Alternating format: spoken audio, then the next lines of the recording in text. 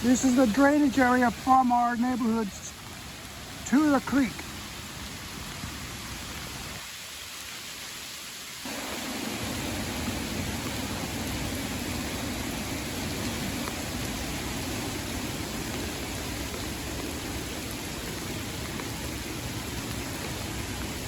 We have lost at least 2 feet of our land right here. It's been washed away. These trees will soon be washed away too.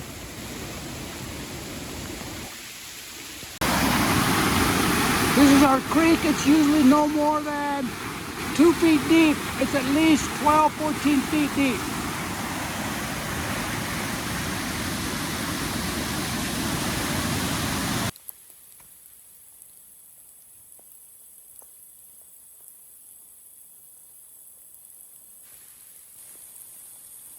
About 2 feet of our property has fallen off into the creek.